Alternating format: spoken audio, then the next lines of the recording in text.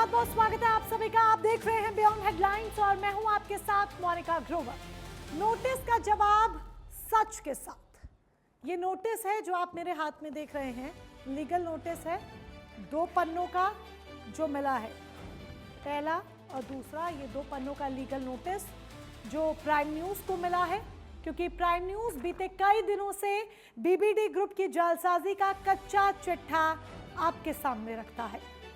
पत्रकारिता का मूल धर्म है तथ्यों को बिना किसी मिलावट के समाज के सामने रखना। प्राइम न्यूज़ के लिए खबर महज एक सूचना नहीं बल्कि एक जिम्मेदारी है। पिछले 6 दिनों से लखनऊ की शान या धोखे का सामान सीरीज के जरिए हमने व्यवस्था की उन परतों को खोलने की कोशिश की जिन्हें अक्सर रसूख की चादर से ढक दिया जाता है। हमारी हर रिपोर्ट का आधार सरकारी दस्तावेज, ऑडिट रिपोर्ट्स और जांच एजेंसियों के वो तथ्य रहे हैं जो सार्वजनिक पटल पर मौजूद हैं। इस दौरान हम लगातार बीबीडी ग्रुप के उन आरोपों पर जवाब मांगते रहे, लेकिन वो नहीं मिला। और अब बीबीडी ने अपनी पुरानी चाल, जो बाकी गरीब, पीड़ितों, शिकायतकर्ताओं के साथ चली, वही पुरानी घिसी-पिटी चाल चली है। इन खुलासों के बीच बीबीडी ग्रुप की ओर से हमें एक लीगल नोटिस मिला है। ये वो लीगल नोटिस है जो मैं आपको दिखा रही हूं। प्राइम न्यूज़ की रिपोर्टिंग पर, उसके कार्यक्रम पर सवाल उठाए गए हैं, लेकिन हम ये स्पष्ट कर देना चाहते हैं कि प्राइम न्यूज़ की पहचान और इसकी छवि किसी बीबीडी जैसी संस्थान से नहीं, बल्कि जनता के उस अटूट विश्वास से बनी है जो अब भी है। खैर, जो लीगल नोटिस हमें जिस तरह से मिला है उसका जवाब हम उसी तरह से देंगे, लेकिन आज अगले आधे घंटे शो के दौरान हम वो तथ्य आपके सामने रखेंगे जिसके आधार पर बीबीडी कटघरे में है। रसूखदारों को ये समझना होगा कि सच्ची पत्रकारिता को नोटिसों की स्याही से रोका नहीं जा सकता है। प्राइम न्यूज़ की एक खोजी यात्रा रुकेगी नहीं, क्योंकि सत्य को निरंतर सामने लाते रहना ही हमारा संकल्प है। आज के शो में हम नोटिस के उन बिंदुओं पर बात करेंगे और बताएंगे कि क्यों हमारी हर खबर ठोस सबूतों की नींव पर खड़ी है, ना कि बीबीडी की तरह झूठ के पुलिंदों पर करने के लिए जाते हैं। लेकिन जरा सोचिए, ये शिक्षा का मंदिर जब संचालकों के लिए पैसे कमाने के लिए एक अड्डा बन जाए, जब संचालकों की तिजोरी का रास्ता बन जाए, तब क्या होगा? एक मामूली कर्मचारी, लेकिन फाइलों में इसके 2 वजूद बना दिए गए, 2 अलग अलग पैन कार्ड, 2 अलग अलग पिता के नाम और 2 अलग अलग जन्म तिथियां।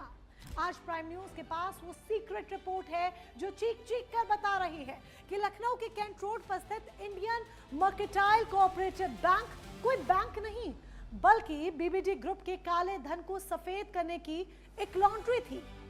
आज पार्ट 4 में हम दिखाएंगे कि कैसे विराज सागर दास और अलका दास के रसूख ने एक बेनामीदार को कागजों पर मौत के मुंह में धकेल दिया। सुमन नयन, जिसे प्रशासन की रिपोर्ट में किडनी का गंभीर मरीज बताया गया ताकि उसकी जमीन खरीदी जा सके।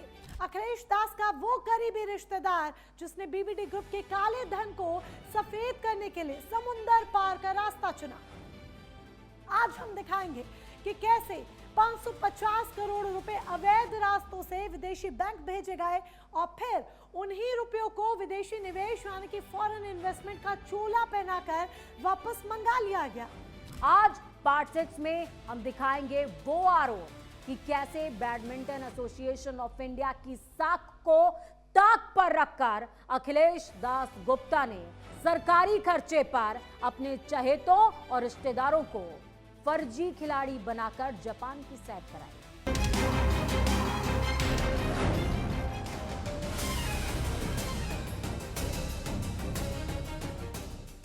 पत्रकारिता जब सच की मशाल जलाती है तो अंधेरे में रसूख के महल बनाने वालों को डर लगना स्वाभाविक है।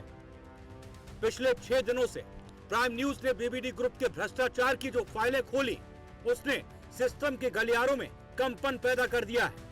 और इसका नतीजा क्या निकला?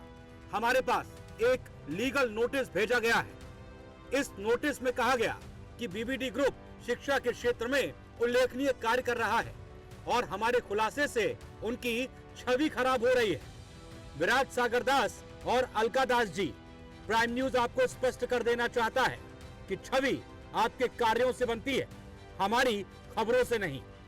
हमारी पत्रकारिता किसी को बदनाम करने के लिए नहीं, बल्कि रसूख के पीछे छिपे सच को बेनकाब करने के लिए है। बीबीडी की नोटिस का जवाब हम उन्हीं की तरह लिखित में देंगे, लेकिन आज शो के जरिए हम जरूरी तथ्य रख रहे हैं ताकि जनता की अदालत में फैसला हो। आप चाहते हैं कि हम रुक जाएं। हम नोटिसों से नहीं, तथ्यों से बात करते हैं। आज हम आपके नोटिस के एक एक शब्द का जवाब अपने सबूतों से देंगे। हम बताएंगे कि पार्ट 1 से पार्ट 6 तक हमने जो दिखाया उसका आधार क्या था। इस पूरे मामले की नींव में एक नाम है, साक्षी जैन। ये वही साहसी महिला है जिन्होंने सबसे पहले बीबीडी ग्रुप के इस विशाल बेनामी साम्राज्य और भ्रष्टाचार के खिलाफ आवाज बुलंद की थी। साक्षी जैन ने जब शिकायतें की तो बीबीडी ग्रुप ने अपने पुराने अंदाज की तरह उन्हें दबाने, डराने और चुप कराने की हर संभव कोशिश की गई। और ये वही कोशिश है जो अब प्राइम न्यूज के साथ लीगल नोटिस भेजकर की जा रही है। लेकिन उनके पास तथ्यों का पुलिंदा था जो हमारे पास भी है। आज की डेट में हमें 10,000 का भी लोन लेना होगा तो हमसे 10 से 15 डॉक्यूमेंट मांगे जाते हैं। आप अपना आधार कार्ड लाइए, आप अपना पैन कार्ड लाइए, अपने पिछले 3 साल में आपने कितने वो ITR फाइल करे हैं वो लेके आइए। आप अपने साथ 2 गारंटर लेके आइए। मान लीजिए आप लोन नहीं देते तो आपकी जगह आपका गारंटर वो करेगा। आप अपना मोबाइल नंबर लाइए, अपने घर का एड्रेस लाइए, आप कहाँ एग्जिस्ट करते हैं, आपका परमानेंट एड्रेस क्या है और आपका टेम्परेरी एड्रेस क्या है, आप कहाँ जॉब करते हैं, ईच एंड एवरीथिंग। तो यहाँ पे ऐसा कैसे हो रहा है कि एकदम आदमी आसमान से टपका, 2 करोड़ का लोन लिया, गायब, और उसके बाद उसका कोई अता पता नहीं। और RBI कह रही है कि इन्होंने जी KYC फॉलो नहीं करे, know your customer guidelines follow नहीं करी, और RBI करोड़ों के लोन पे 5 लाख रुपए की पेनल्टी लगा के उनको छोड़ देती है। प्राइम न्यूज ने जब उन शिकायतों की पड़ताल की तो परत दर परत जो सच सामने आने लगा, जिसे रसूखदारों ने सालों से दबा रखा था। साक्षी जैन की शिकायत महज आरोप नहीं थे, बल्कि वो दस्तावेजी सबूत थे जो बता रहे थे कि कैसे रसूख के दम पर नियम बदले गए। आज बीबीडी ग्रुप को नोटिस भेजने के बजाय उन शिकायतों का जवाब देना चाहिए जो सालों से शासन की फाइलों में दफन है। बीबीडी ग्रुप कहता है कि हम उन्हें बदनाम कर रहे हैं, तो चलिए जरा तथ्यों पर बात करते हैं। पार्ट 1 में हमने दिखाया कैसे करोड़ों की संपत्तियां नौकरों और डमी लोगों के नाम पर खरीदी गईं। बेशकीमती जमीनें बीबीडी ग्रुप के मालिकों ने अपने नाम नहीं बल्कि अपने ही कुछ चुनिंदा कर्मचारियों के नाम पर खरीदी। ये कर्मचारी दलित समाज से आते थे जिनकी माली हालत ऐसी कभी नहीं थी कि वो लाखों करोड़ों की जमीनें खरीद सके, लेकिन उन्हें मोहरा बनाकर इतनी बड़ी जालसाजी को अंजाम दिया गया। और हैरानी की बात देखिए, इनमें से कई ऐसे कर्मचारी थे जिन्हें पता तक नहीं था कि वे कागजों पर करोड़ों की जागीर के मालिक हैं। उनकी गरीबी का फायदा उठाकर उनके अंगूठे और दस्तखत का इस्तेमाल कर बीबीडी ग्रुप ने अपनी काली कमाई को सफेद करने का सुरक्षित रास्ता खोजा। आपके पास तो करोड़ों की संपत्ति, फिर 8x8 के कमरे में क्यों रह रहे हैं? वो संपत्ति अगर मुझे यही मालूम होता मेरी संपत्ति है तो यहाँ क्यों रहता। मुझे यही नहीं मालूम है कि मेरे नाम इतनी संपत्ति उन्होंने करा रखी है। इतना संपत्ति आपके पास है, कहाँ से पैसा आपके पास? ये सब मुझे नहीं मालूम, ये सब बीबीडी ग्रुप की चाल थी जो मुझे कराया गया है इसमें। अब मुझे तो सिर्फ कहते थे कि वहाँ चलना है सिर्फ जमानत के लिए, हमारा रजिस्ट्री होनी किसी और की, जमानत के लिए आपको साइन करना है, बस इतना बताया जाता था, बाकी मुझे छोड़ दिया जाता था। ये जो ज़मीनें हैं आपके नाम पे हैं, तो इसमें नियंत्रण किसका है? आपका है? पूरा उन्हीं का है, हमें पता ही नहीं तो हम नियंत्रण क्या बताएं कि हमारे कब्जे में क्या है। कुछ भी नहीं है, हमारे 1 इंच ज़मीन हमारे कब्जे में नहीं है। सारी उन्हीं की थी, उन्हीं का कब्जा पहले भी था और आज भी।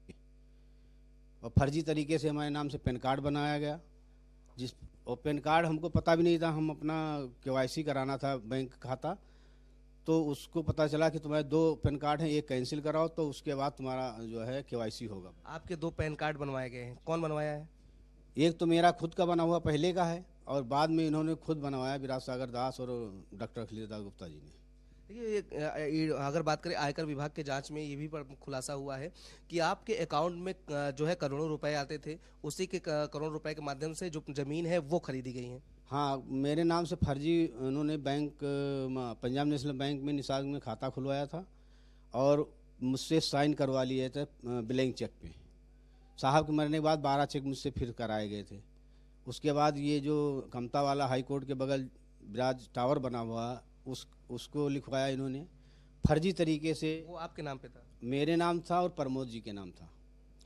हमारे दोनों लोगों नाम था, दोनों लोगों से इन्होंने पूरी लिखवा लिया, जैसे इन्होंने फर्जी तरीके से लिखा है। क्या लिखवाते थे उस दौरान, क्या कहते थे आपसे? बैनामा कराया मेरे से, जैसे रजिस्ट्री होती है बैनामा उस तरह से कराया। लेकिन पहले हम लोगों को नहीं मालूम था कि क्या बैनामा करा रहे हैं।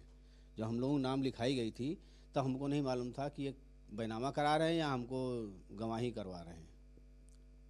ये है। ये जब आपको ले जाते थे तो कौन कौन रहता था उस दौरान, और क्या आपको क्या आश्वासन दिया जाता था, क्या बताया जाता था आपको कि ये जमीन किसके नाम पर हो रही है? इसका पैसा जो है वो कैश में आता था या अकाउंट से जाता था? अब ये सर हमको बिल्कुल नहीं मालूम है कि कैश में आता था कि चेक में दिया जाता था। किसान को देते थे जब, तो किसान आता था वहाँ बैनामा करता था और हमसे साइन करा लिए जाते थे, और ये कहीं और कराते थे। बैनामा जब होता था तो ये साइन हमसे कहीं और कराते, कचहरी के अलावा अलग कराते थे। खाली वहाँ फ़ोटो खींचने के लिए जब जाते थे तब वहाँ जाते थे, बाकी रजिस्ट्री कहीं और लिखी जाती थी। एक सेठ करके हैं वहाँ लिखी गई थी, तो उन्होंने आर के अग्रवाल जी ने मेरे से कराया था। ये तो मुझे सब बाद में पता चला कि ये फर्जी बाड़ा जो तुम लोग कर रहे हो तुम खुद फंसोगे एक दिन, वही मुझे आज नौबत आ गई। तो ये आपको जानकारी कब होती है कि आपके नाम पे इतनी करोड़ों की संपत्ति जो है वो है, बैंक से इतना लेन देन हुआ है, उसके बाद आपको इनकम टैक्स की नोटिस आती है, तो कब ये जानकारी हुई? ये सर मुझे 2021 में जब मैंने नौकरी छोड़ दिया है तब उनके दबाव आने लगे। हमको नहीं पता था हमारे नाम ज़मीन है, तो हमारे ऊपर दबाव आने लगे। पहले पुलिस भेजते थे, मतलब बिना रिपोर्ट के ऐसे ही फर्जी कागज ला के कि तुम्हारे नाम FIR है और तुमको नोटिस चस्पा कर दे। यहाँ चस्पा भी कर गई नोटिस पुलिस, लेकिन हमको मालूम नहीं किया। हम उसमें डर के मारे हम घर से चले गए थे। 6-7 महीने के लिए मैं बाहर चला गया। हमने दिखाया कैसे बीबीडी के कर्मचारी रहे बेचन लाल और प्रमोद के नाम बेनामी संपत्तियां खरीदी गईं, कैसे बीबीडी ग्रुप की ही कंपनियों के खातों से उनके खातों में करोड़ों रुपए आए। इसके लिए हमने वो बैंक स्टेटमेंट दिखाए जो चीख चीख कर कह रहे थे कि खातों से करोड़ों रुपए डेबिट और क्रेडिट हुए हैं। ऐसे में अब जवाब तो बीबीडी ग्रुप को देना है, क्या ये साक्ष्य झूठ है? पार्ट 2 में हमने आपको बताया कैसे बेचन लाल के 2-2 पैन कार्ड बने, जिसमें एक पैन कार्ड की उसे जानकारी तक नहीं थी। जालसाजी की ये कड़ी डिजिटल दुनिया में भी पकड़ी गई। बीबीडी ग्रुप ने बेचन लाल और प्रमोद का ITR खुद ही दाखिल कर दिया, जबकि वो टैक्स की श्रेणी में नहीं थे। जांच में खुलासा हुआ कि विराट सागर दास, अलका दास, बीबीडी की सभी कंपनियां और बेनामीदार कर्मचारी, इन सभी के ITR एक ही IP एड्रेस से भरे गए थे। इतना ही नहीं, ITR भरने में एक ही ईमेल ID का इस्तेमाल हुआ था, जिसके लिए हमने वो कागज दिखाए जो चीख चीख कर सच बोल रहे थे। हमने वो डिजिटल सबूत पेश किए जहां मालिक और बेनामीदार का IP एड्रेस एक ही मिला। इस संबंध में आपकी तरफ से कोई जवाब नहीं आया। क्या डिजिटल फुटप्रिंट्स भी झूठ बोलते हैं? पार्ट 3 में हमने बताया कैसे बीबीडी ग्रुप ने भ्रष्टाचार के लिए सहारा लिया Indian mercantile cooperative bank limited का। लखनऊ के कैंट रोड पर स्थित ये बैंक 9 मई 1989 को शुरू हुआ, लेकिन इस बैंक की चमक के पीछे अंधेरा बहुत घना था। साल 2004 में एक महिला साक्षी जैन ने इस बैंक की अनियमितताओं को भांप लिया और RBI से शिकायत की। यहाँ से शुरू होता है बीबीडी ग्रुप और सिस्टम की सुस्ती का खेल। शिकायत 2004 में हुई, लेकिन RBI की जांच टीम को अपनी रिपोर्ट जमा करने में 8 साल लग गए। इन 8 सालों में सबूतों को मिटाने, फंड्स को ठिकाने लगाने का भरपूर समय मिला। 2012 में जब रिपोर्ट आई तो उसने बैंकिंग जगत के उन तमाम नियमों की धज्जियां उड़ती दिखाई जो एक आम आदमी के लिए पत्थर की लकीर है। हमने बताया कि धांधली कैसे हुई। जहां 26 दिसंबर 2007 को इस बैंक में 5 फिक्टिशियस अकाउंट खोले गए, जिनके नाम थे new Ashoka laboratories, alight industries, Wadhwa traders, Gupta brothers और वर्मा बिल्डर्स। इन अकाउंट को बिना किसी ठोस आधार के 25 करोड़ रुपए की क्रेडिट लिमिट दे दी गई। ये पैसा उसी दिन बैंक की नोएडा ब्रांच को ट्रांसफर किया गया और फिर कुछ समय बाद ही नोएडा ब्रांच से 20 करोड़ 71 लाख रुपए वापस उन्हीं पुराने खातों में भेज दिए गए और इस तरीके से 4 करोड़ 29 लाख रुपए गायब कर दिए गए और बाद में मार्च 2008 के पहले ही पुराने 5 कैश क्रेडिट खातों को बंद कर दिया गया ताकि पुराने खाते एनपीए ना बन जाएं और आरबीआई की नजरों में बैंक की छवि साफ बनी रहे। अब जो 4 करोड़ 29 लाख रुपए गायब किए गए उसको पूरा करने के लिए लखनऊ की कैंट ब्रांच में एक नया टर्म लोन दे दिया गया। 31 मार्च 2008 से पहले यानी कि फाइनेंशियल ईयर खत्म होने से ठीक पहले फिर से 5 नए अकाउंट खोले गए। इन्हें 25 करोड़ का टर्म लोन दिया गया। ये सिर्फ बुक मेंटेन करने का खेल था ताकि कागजों पर बैंक को मुनाफे में दिखाया जा सके। बैंकिंग सेक्टर में इसे एवरग्रीनिंग ऑफ लोन कहा जाता है। पार्ट 4 में हमने बताया कैसे नियम कानूनों की धज्जियां उड़ाई गईं, जहां सुमन नयन जो बीबीडी ग्रुप की एक बेनामीदार है उससे बीबीडी ने जमीन ली, वो भी किडनी की गंभीर बीमारी बताकर। उसमें भी तत्कालीन एडीएम की रिपोर्ट का जिक्र है, जबकि बीमार कब थी, इलाज कहाँ हुआ, किसने किया, इसका जवाब नहीं मिला। हमने उस दौरान सुमन नयन से बात करने की कोशिश भी की, जवाब क्या था आप सुनिए।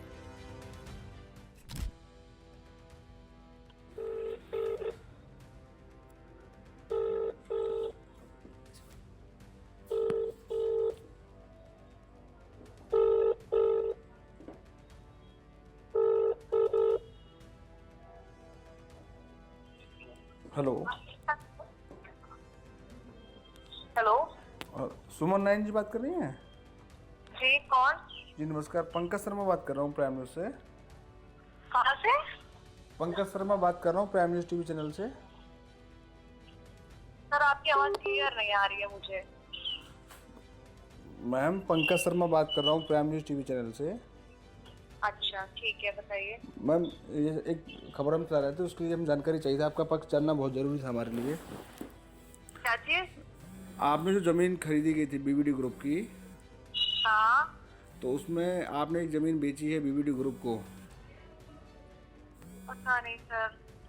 तो आप, क्योंकि आपकी रिपोर्ट में है कि आपको किडनी की बीमारी थी, क्या कभी आपको ऐसी बीमारी? सारी बात तो आपकी मुझे आवाज़ ही नहीं आ रही, आप मुझे कुछ मुझे सुनाई नहीं दे रहा है।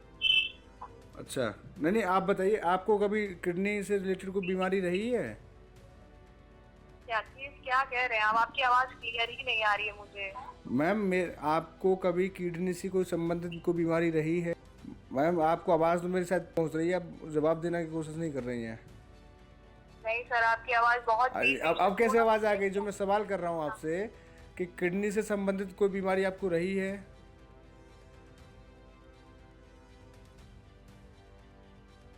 वही जमीन सुमन नयन से विराज इंफ्रा टाउन को बेच दी गई, जहां आरबीआई द्वारा दी गई इंडियन मर्केंटाइल बैंक की इंस्पेक्शन रिपोर्ट के मुताबिक संदीप जैन ने बैंक की कैंट रोड वाली ब्रांच से लोन ले रखा था, उसी बैंक में जहां वो कर्जदार भी है। और उसी बैंक में कुछ खाता धारक हैं, विराज प्रकाशन, विराज कंस्ट्रक्शन जैसे बीबीडी के कई कंपनियों के खाते, जिन्होंने और संदीप ने लोन ले रखा था।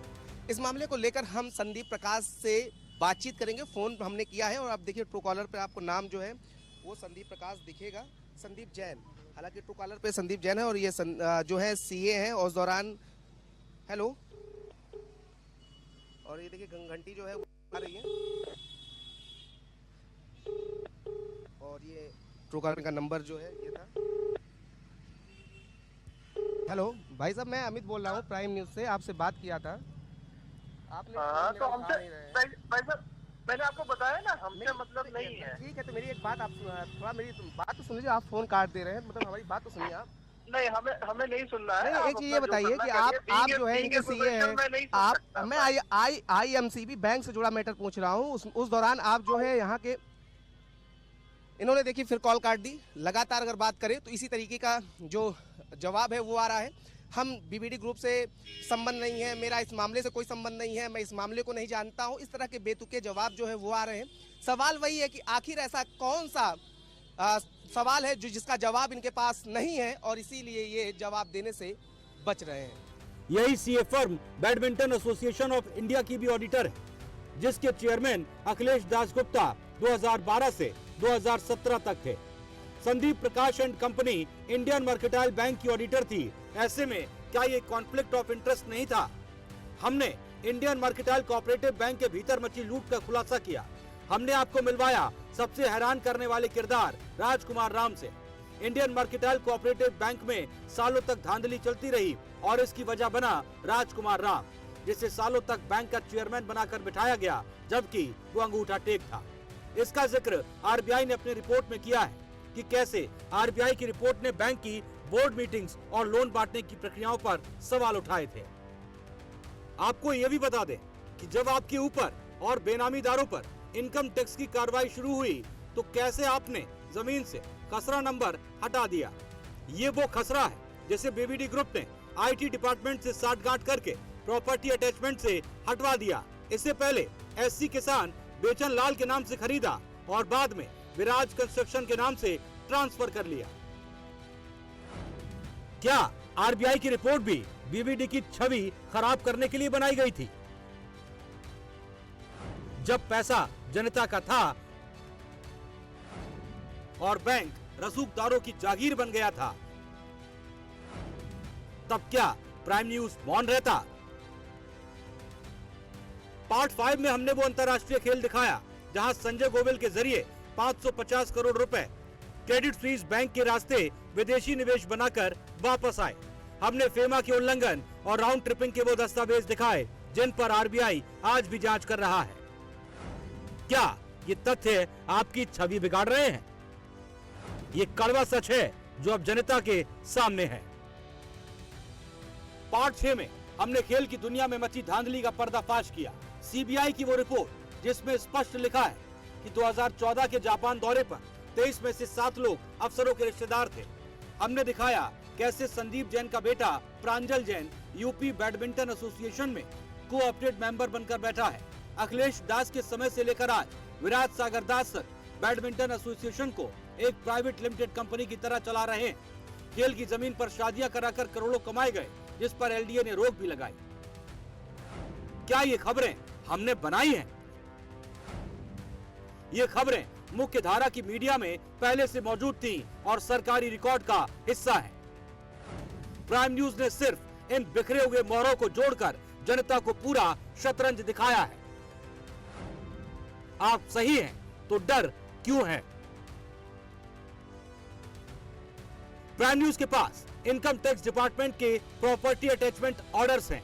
क्या बीबीडी ग्रुप इस बात को झुटलाएगा कि बेनामीदारों के अकाउंट में अलका दास, विराज दास, अखिलेश दास और उनकी कंपनियों से करोड़ों रुपए ट्रांसफर हुए और फिर उसी पैसे से अकूत बेनामी संपत्तियां खरीदी गई? बीबीडी ग्रुप के सभी संचालक सुन लें, आपके सवालों के जवाब हमने दे दिए, अब जरा हमारे सवालों के जवाब भी दे दीजिए। आपके पास छुपाने को कुछ नहीं, तो जवाब तथ्यों से देने की बजाय लीगल नोटिस के पीछे क्यों छिप रहे हैं? साक्षी जैन ने जब आपके भ्रष्टाचार के खिलाफ पुख्ता सबूतों के साथ शिकायत की, तो आपने उन गंभीर आरोपों पर आज तक सार्वजनिक सफाई क्यों नहीं दी? सुमन नयन को कागजों पर बीमार दिखाकर उसकी जमीन विराज इंफ्रा टाउन को दिलाई। क्या यह प्रक्रिया बीबीडी ग्रुप की नैतिक शिक्षा का हिस्सा है? बैंक के auditor Sandeep Jain, badminton association के ऑडिटर उनके भाई और अब बेटा प्रांजल जैन एसोसिएशन में। क्या यह पूरा परिवारवाद सिर्फ इत्तेफाक है? 550 करोड़ की मनी लॉन्ड्रिंग और फेमा उल्लंघन की जांच पर आप खामोश क्यों हैं? क्या विदेशी निवेश के नाम पर काला धन सफेद नहीं किया गया? इतना ही नहीं, लगातार 6 एपिसोड तक हमने कोशिश की विराज सागर दास, बीबीडी ग्रुप के तमाम संचालकों से संपर्क करने की कि आइए आप अपना पक्ष रखिए, लेकिन आप छुपते रहे, आप सामने नहीं आए, आपने जवाब नहीं दिया। विराट सागर दास, आपका नोटिस हमें सच दिखाने से नहीं रोक पाएगा। आप कहते हैं कि आप शिक्षाविद हैं, तो याद रखिए शिक्षा का पहला पाठ सत्य है। प्राइम न्यूज ने जो भी दिखाया वो सबूतों, सरकारी रिपोर्ट्स, सीबीआई की जांच और साक्षी जैन जैसी महिलाओं के संघर्ष पर आधारित है। प्राइम न्यूज कानून का सम्मान करता है और इस देश के संविधान और लोकतंत्र पर पूरा भरोसा है। हम आपके नोटिसों का लीगली जवाब तो देंगे और अपनी पत्रकारिता से भी जवाब देंगे। अगर आपको लगता है प्राइम न्यूज का मुंह बंद करेंगे तो ये आपकी गलतफहमी है। हम सच दिखाते रहेंगे, हम रुकेंगे नहीं, हमारा खुलासा जारी रहेगा, क्योंकि हमारा सरोकार आपकी छवि से नहीं, जनता के हक से है। Bureau report, prime news.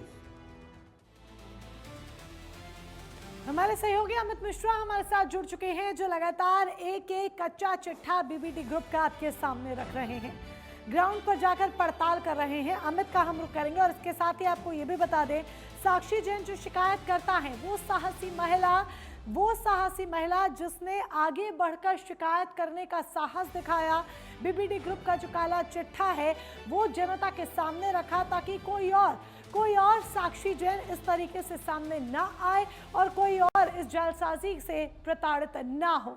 हम साक्षी जी का भी रुख करेंगे, लेकिन उससे पहले अमित मिश्रा का रुख कर लेते हैं। अमित, आप ग्राउंड पर लगातार पड़ताल कर रहे हैं, एक एक तथ्य आपने सामने रखे और आपने कई बार जो तमाम आरोपी हैं जिनका नाम, चाहे वो सुमन हो, चाहे वो संजीव हो या कोई और नाम ही क्यों ना हो, जो इस पूरे बेनामी खेल में जिन का सामने आया, सबको बार बार कॉल कर बात करने की कोशिश की, लेकिन किसी ने भी जवाब नहीं दिया। क्या जवाब नहीं है, तथ्य नहीं है बताने के लिए, इसीलिए ये लीगल नोटिस जो हाथ में है? देखिए मोनिका, आपको बता दें, जिन्होंने लीगल नोटिस दिया है उन्होंने ही कानून के नियमों की धज्जियां उड़ाई हैं। किसी का नकली दस्तावेज बना लेना, उसका डबल दस्तावेज बना करके उसका इस्तेमाल करना, उसके बाद उससे क्या है कि गैर कानूनी तरीके से जो काम है वो करना, तो खुद जो है उन्होंने तमाम नियमों की धज्जियां जो है वो उड़ाई हैं और आज वो लीगल नोटिस भेज रहे हैं। फिलहाल अगर बात करें तो क्योंकि हमारे चैनल प्राइम न्यूज का एक टैगलाइन ही है कि एक कसम राष्ट्र प्रथम, तो राष्ट्र प्रथम को लेकर के हम खबर जो है वो दिखा रहे हैं और ये खबर हम दिखाते रहेंगे, क्योंकि सत्य के आधार पर, तथ्य और सत्य के आधार पर हम खबर जो है वो दिखा रहे हैं, क्योंकि एक एक जो तथ्य है, गवाह है, सबूत है, तब जाकर के हमने ये रिपोर्टिंग जो है वो किया है। और ये नोटिस जो है पहली बार केवल हमें ही नहीं मिल रहा है, इससे पहले जो पीड़ित रहे हैं उनको भी इस तरीके की डराने और धमकाने और उनको नोटिस देने की जो चीजें हैं वो होती रही हैं। मेरे पास एक नोटिस जो है, जो कि बेचन लाल को भी दिया गया था, जब बेचन लाल ने इसकी शिकायत की थी कि हमारा 2 पैन कार्ड बनवाया गया, तो वो नोटिस भी हमारे पास ये मौजूद है।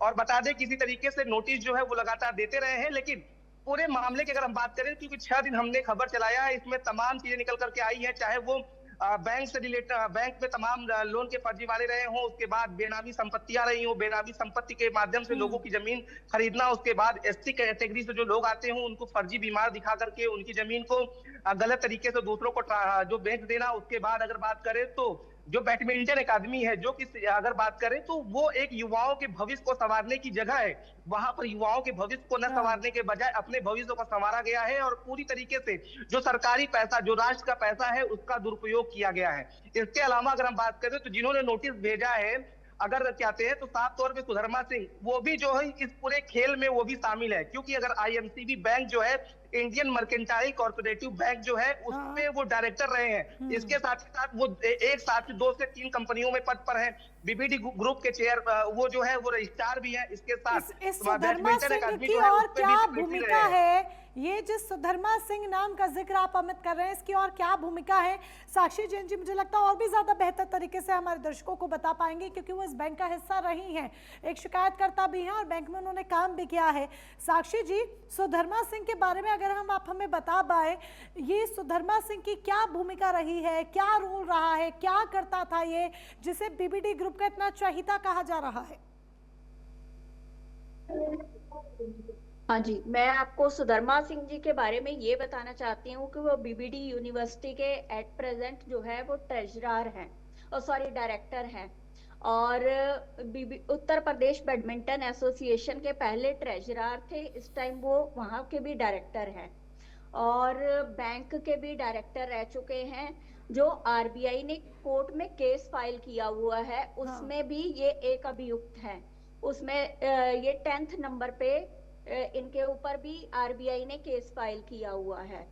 सबसे बड़ी बात, ये बैंक के घोटाले में तो शामिल है ही है, जमीनों के अंदर भी। मैं आपको इनकम टैक्स की रिपोर्ट जो मैंने आपको सबमिट करी है उसमें इनकम टैक्स ने भी साफ तौर पे लिखा है कि इन्होंने बेचन लाल और प्रमोद कुमार के नाम से फर्जी डॉक्यूमेंट बनवा के, फर्जी पावर ऑफ अटॉर्नी बनवा के उनके नाम से भी जमीनें खरीदी और बेची हैं, जिसकी की नॉलेज प्रमोद कुमार और बेचन लाल को नहीं थी। उनकी जानकारी के बिना इन्होंने पावर ऑफ अटॉर्नी उनके नाम की बनवाई और उस पे जमीनें खरीदी और बेची। और ये बात मैंने बताई है और इनकम टैक्स की रिपोर्ट में उस पे मोहर लगी है। इनकम टैक्स ने बोला है कि हाँ ये बात सही है।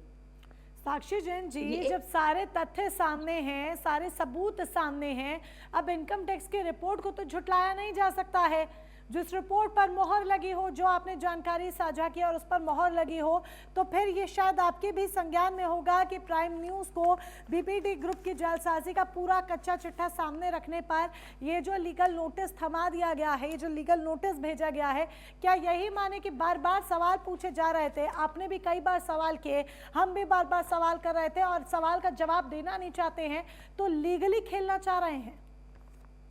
देखिए, ये आपको आपके सवालों के जवाब कभी नहीं देंगे, क्योंकि इनको पता है कि इन्होंने हर जगह पे घोटालेबाजी करी है, हर जगह पे इन्होंने फेक काम किए हैं। आपको सवाल का जवाब नहीं देंगे, ये आपको आंखें दिखा के डराने की कोशिश करेंगे कि किसी तरह से आप इनसे डर जाइए और आप चुप होके बैठ जाइए, जो कि ज्यादातर मामलों में ऐसा होता आया है। मेरे साथ भी मेरे को इन्होंने 4 बार लीगल नोटिस भेजे। एक इनका बैंक में है कैलाश चंद्र पांडे, उनके थ्रू भेजा। एक अभी थोड़े दिन पहले सुधर्मा सिंह जी ने ही मुझे भेजा लीगल नोटिस। एक इससे पहले डॉक्टर विजय सिन्हा इनके साथ थे, उन्होंने भेजा। वो कोर्ट ने खारिज किया। कोर्ट ने अपने आप ही बोला कि ये मामला चलाने योग्य नहीं है, तो कोर्ट ने ऑटोमेटिकली खारिज कर दिया। मेरे को आए दिन ये नोटिस भेजते हैं, लेकिन मैं अब इनसे डरने वाली नहीं हूँ। और किस तरह की परेशानियां हैं जो आपके सामने आई? क्योंकि आप सालों से ये लड़ाई लड़ रही हैं, सालों से आप ये जंग लड़ रही हैं और आपके साहस की हम वाकई में सराहना करते हैं साक्षी जी। कितने लीगल नोटिस आपको मिले एक महिला होने के नाते? क्योंकि कई बार महिलाएं घर की 4 दीवारी के बीच डर जाती है कि अरे परिवार वाले सवाल खड़े करेंगे या अड़ोसी पड़ोसी रिश्तेदार सवाल खड़े करेंगे, लेकिन आप बहुत साहस के साथ ये लड़ाई लड़ रही हैं। इसके अलावा क्या परेशानियां रही जो आपको अक्सर सामने आती रही इस लड़ाई में? परेशानियां तो बहुत रही। इन्होंने मुझे पुलिस के भी मेरे ऊपर झूठे केस लगवाए, मेरा फर्जी एनकाउंटर करवाने की कोशिश करी। मैंने बहुत कुछ झेला हुआ है इनके साथ। बहुत लंबी लड़ाई है।